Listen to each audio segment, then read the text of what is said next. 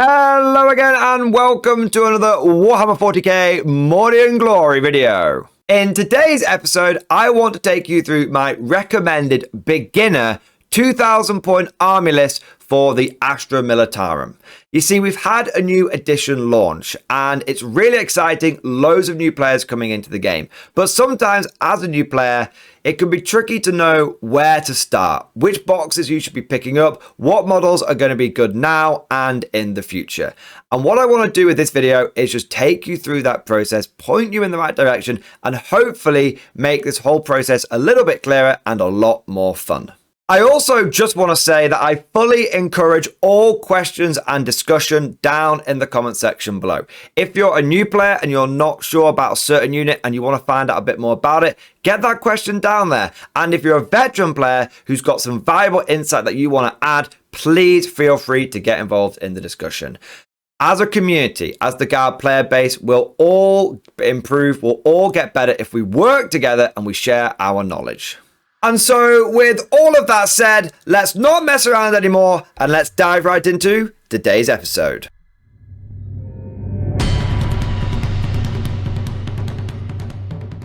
Now, before we go any further, I want to make one thing abundantly clear. This is a beginner army list. It is not going to contain the most cutthroat meta units. Rather, we're going to be focusing on factors such as ease of access. How easy is it for a new player to get their hands on these squads? Also going to be thinking about how easy it is for people to use them. We don't want anything that's overly specialized or overly complicated. We want people to be able to use their units, get the rules right, and enjoy what they're doing. Also, as we're going along, I'm going to recommend certain box sets that you can buy to build this list. And we're going to limit ourselves to Games Workshop products. I know that there are lots of third-party alternatives out there, and I fully encourage people to explore those and use them. But right now, as popular as 3D printing is becoming, as popular as other kits are becoming, for the majority of new players, their gateway, their access to this hobby is still going to be via models and kits that are sold by Games Workshop. But with all of that covered off, now let's get to the fun part and talk about this army list. And we'll begin at the top of the food chain with our officers and our leaders. Any good Guard army needs a solid officer corps to work. Most of our units individually aren't very good, but the moment they have an officer leading them or they have an order affecting them, suddenly they start punching well above their weight. The first character that I think should be in almost every Guard list, he's basically an auto-include, is Lord Solar Leontus. He's our supreme commander, and what makes him so valuable is he can order anything in our army. Normally, if you're an infantry officer, you can only order infantry units, and if you're a tank commander, you can only order tanks. Lord Solar Leontus can order anyone. So not only is he the cheapest way of getting orders for your vehicles, he's also just very flexible and just a great source and a very efficient source of getting orders into your list. Very quick side note here, if you're an absolute beginner and you have no idea what I mean by orders and leaders and stuff like that, don't worry about that for now. The main thing you want to understand is orders are a mechanic that the Guard have access to. It's very powerful and it's one of the things that actually allows us to compete. Without them, we really do struggle. To support the Lord Solar, we are going to take a Cadian command squad, and we're going to give this Cadian command squad an officer with a plasma pistol and a power sword. There's going to be a guardsman with a special weapon of your choice. It doesn't matter which one, whichever one you think looks the coolest. And we're going to have a regimental standard in there, and we're also going to have a medic, and last but most importantly, we're going to have a master Vox. And what we're going to do is take this Cadian command squad and the Lord Solar, and we're going to have them both become leaders of a 10-man unit of Cadian shock troopers. When we combine these three squads together, we get a combo that I like to call the Supreme Command Blob. The reason why this is so effective, and I've done a full video on this, so I'm just going to give you the brief version now, is normally your Lord Solar, whilst he's very flexible, can do a lot of orders, is limited to just bossing units that are near him within 6 inches. If you take a Lord Solar, put it with a command squad that's got a Master Vox, and then attach all of that to a infantry squad, in this case a Cadian one, it means that your Lord Solar can use the Master Vox of the command squad, meaning he can do orders up to 24 inches away, literally increasing his order distance fourfold. This allows him to sit back on a home objective, safe, out of the way, out of line of sight, and pass out those force multipliers at a great distance. Having a big head honcho and supporting him will give you a good brain for your army, but you still need a skeleton. You need a solid foundation from which you can build the rest of your army from. And this, in the guard, always comes down to the infantry core. I'm a big believer in the saying that it always comes down to the infantryman and his rifle. And your guardsmen are going to be part of almost everything that you do in the game, from pushing onto objectives, attacking the enemy, taking the fight to them, to desperately holding the line and conducting last stands. As a result, we're going to need a fair few of these guys. Now, from a beginner's perspective, I would suggest that you take 3 20-man squads of Cadian shock troopers. That's going to give you 60 infantry in total. Now, how you equip these infantry is up to you. They're not going to be the main source of your firepower, so you don't need to worry about it too much. But my recommended special weapons and sergeant loadouts are, I like plasma, I like melter, and I like grenade launchers. For my sergeants, I tend to like giving them auto guns in Cadian squads, and don't forget you can get some Vox casters in there as well. They're free, so why not? It might generate a few extra command points here and there. Like I said, don't worry too much about the loadouts. As long as you're loading them up with lots of special weapons, Foxcast and sergeants, you can't go too wrong.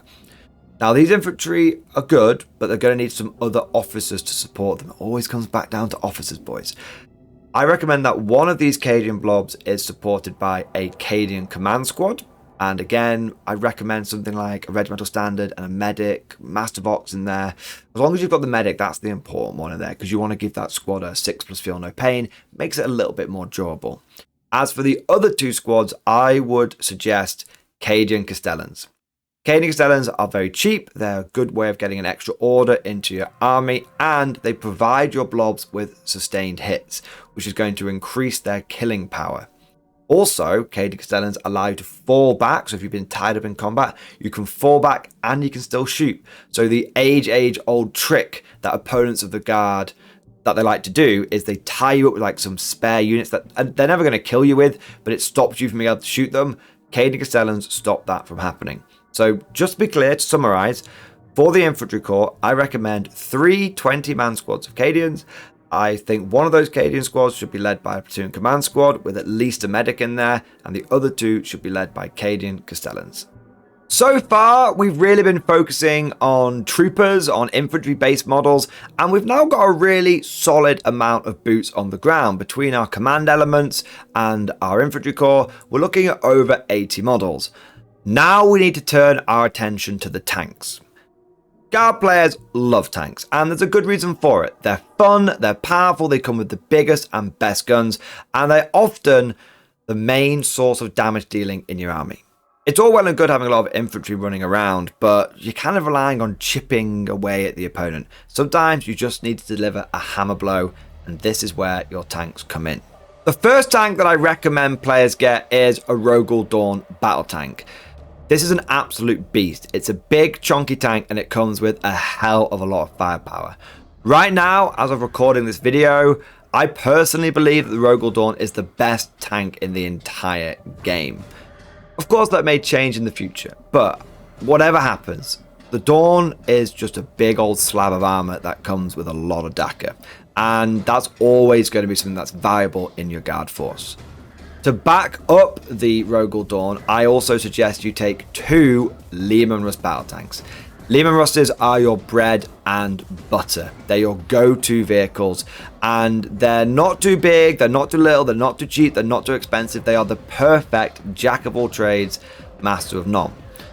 This will give you 3 sources of pretty heavy armor, and that should be more than enough for your beginner battles. Maybe when you start getting a bit more competitive, you might find you need a 4th tank, but that's something you can worry about later down the road. When you're getting started, 3 tanks is more than enough. And coincidentally, 3 tanks and your Lord Solar can do 3 orders. That goes together very, very nicely. Now you might be thinking, what weapons and stuff should I give these battle tanks?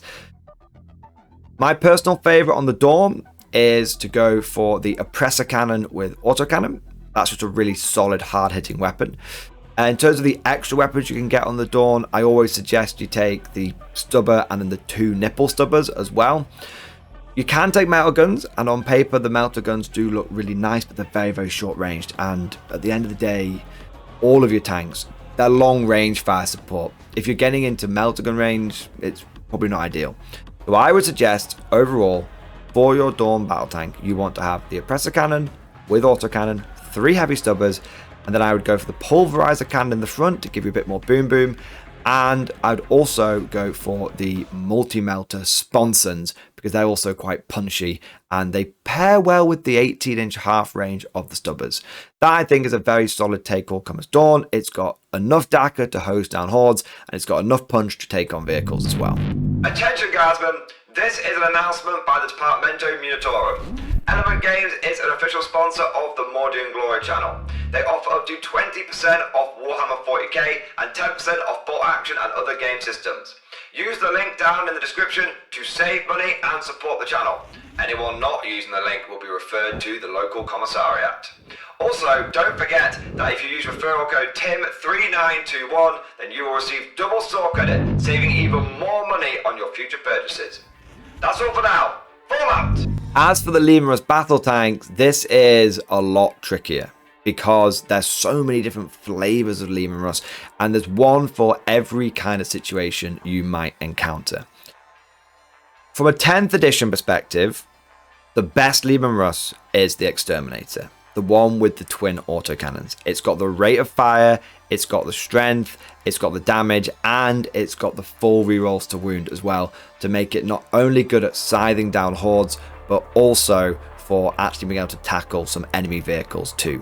The great thing about the Exterminator is that it also acts as a force multiplier. Its ability, Withering Hail of Fire, makes your other guns, not just on the Russ, but in your army, more potent.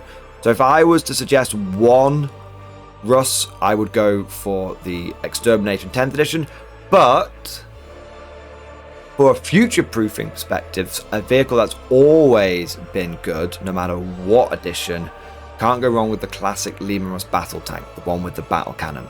So I would suggest you either go for the Exterminator autocannon, or you go for the battle cannon in the turret.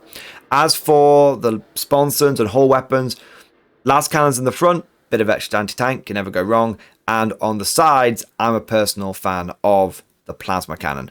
Good DACA, good for dealing with elite infantry. Now that might cover all of our vehicles with tracks, but we ain't done with the motor pool yet. Our last vehicle unit we're going to have is a squadron of 3 armored sentinels. I think sentinels are a really strong unit in 10th edition, and they're a great one for beginners as well because they're versatile, they're flexible, and they look cool on the tabletop. Sentinels don't pack quite as much firepower, even in a full squadron, as a main tank, but they're a little bit better in close combat. They come with more wounds overall, and they're damn tough. That 2+ save, that good toughness, that number of wounds, really, really solid little platform, and like I said, extremely versatile.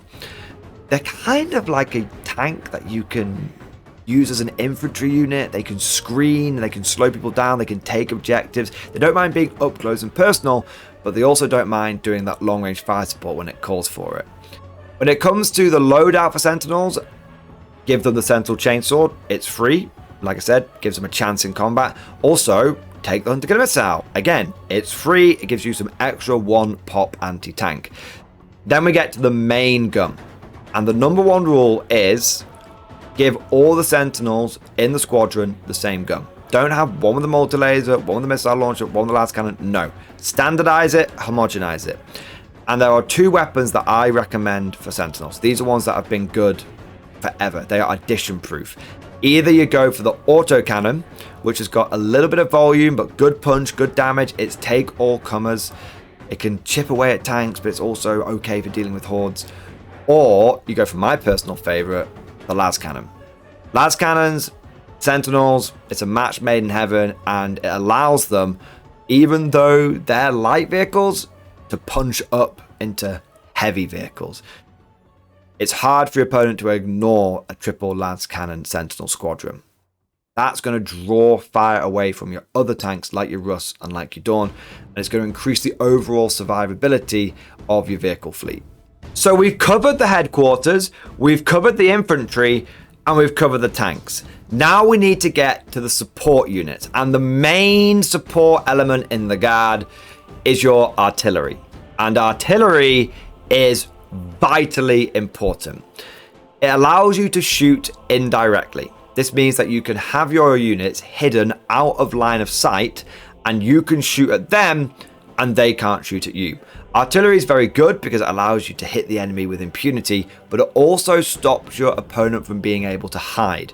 A common trick that is done at all levels of 40k, whether it's beginner or whether it's cutthroat competitive, is you have an objective that's in a deployment zone. There's like a ruin that's near that objective that you can't see onto.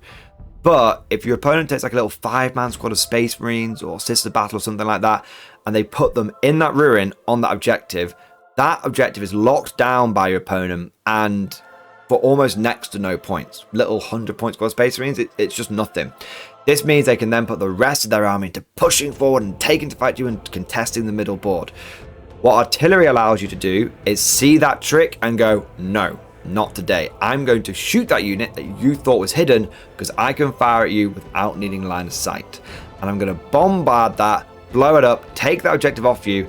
And what that forces your opponent to do is then bring something back onto his own objective, lessening his offensive, and it also just messes up his plans. Another great thing about artillery is you can apply a bit of extra firepower where you might need it. Let's say your opponent's really pushing hard on a flank and you don't think that the tanks and infantry that you've got over there are going to be enough to hold it. Well, a concentrated artillery barrage might just swing the fight in your favor and allow you to win the firefight and to push back that enemy push. To that end, we're actually going to take quite a lot of artillery in this beginner list, and we're going to go for 3 field ordnance batteries. That's going to give us 6 artillery pieces in the list. That's a lot of artillery. It's a lot of extra firepower, and it's definitely going to allow you to rain hell down on your opponent. Now, field ordnance batteries can take a variety of different weapons. You've got the heavy lance cannon, the mileage rocket launcher. We're not going to bother with either one of those. We're going to go straight to the bombast field gun. This is the one that can fire indirect. It's like a mini basilisk, and it's got good volume of fire, decent strength, AP, damage, and also because it's going to be staying still, it can benefit from stuff like our army rule, which is Born Soldiers, which is if you get a 6 to hit and you stood still, that hit automatically wounds the opponent. And that's going to almost max out our points, but we just have a few left over. By my calculations, we should have about 45. What you do with that 45 points is kind of up to you. If you want to, you could spend it on a Tech Boost Engine Seer. He's really good for keeping your tanks fighting fit. He can repair them. He can also put invulnerable saves on them. So he's quite a good unit. Or if you want to, you could maybe take your armor sentinels as scout sentinels. That would free up enough points for you to maybe take another sentinel. Or you might be able to take some Tempestus Scions in there to drop down and score some objectives. Really, I'm going to leave those last 45 points because it will allow you to spend them how you want. It gives you a little bit of flexibility on the list. But also, if the points do change and maybe tomorrow GW announces that the Dawn's going up 10 and Liam Russes are going up 10 each, it gives you a bit of a safety blanket, a little bit of wiggle room, so that hopefully this video will be future-proof and will be relevant for a little while longer. But the big question is, and I know this is going through a lot of beginners' minds right now, this all sounds good, Mordian, but how do I build it? What boxes do I need to buy to get this thing?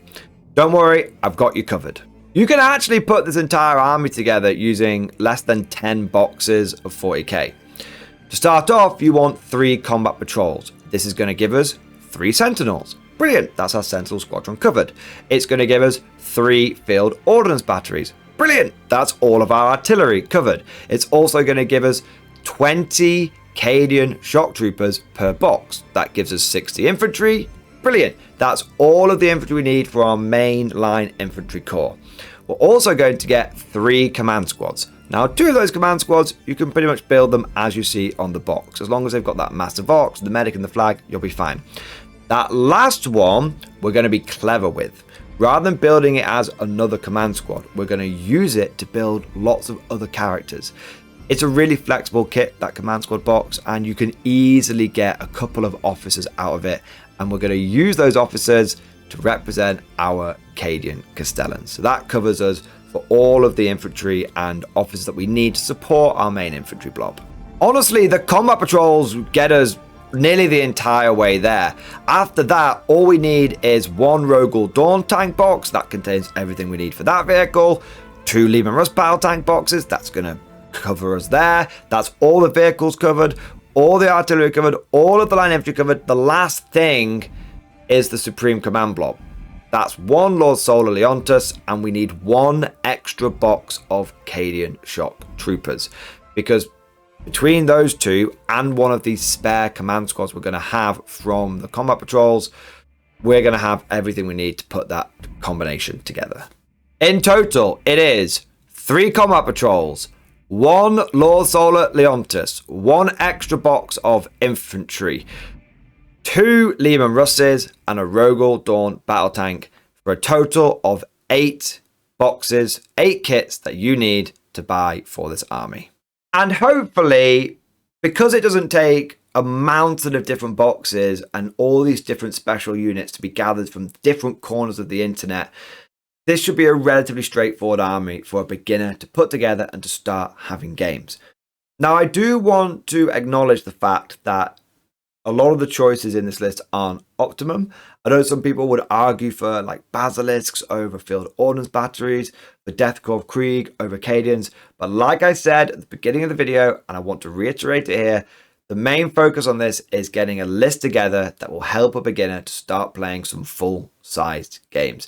Once they've got a few games under the belt, they can start exploring using things like Death Corps Krieg, and at the end of the day, a man with a rifle is a man with a rifle. So if one game you use him as a Cadian, and the next game you use him as a Catachan, next game you use him as a Death Corps Krieg, it doesn't matter at all. Of course, this entire video is just like my opinion, man. Let me know what you think down in the comment section below. Are there any units that you think beginners should be aware of? And of course, if you have any questions, do not be afraid to ask them. Make sure you smash that like button if you've enjoyed today's video, and of course, subscribe to never miss an episode. Would you like to know more? If so, then please consider becoming a channel member or patron. By supporting the channel, not only will you be doing your part, but you'll also be helping me create more content for your viewing pleasure and unlocking a whole host of perks. You get everything from a badge next to your name, custom emojis, but the big one is access to the Mordian Glory Discord server, an online community with almost 2,500 active members. It's always popping off in the MG Discord. We've got channels for army lists, hobbying, tactics, stories, and even a pretty spicy meme section as well. For all you greenhorns that wanted to see the Mordian glory hole, today is your lucky day.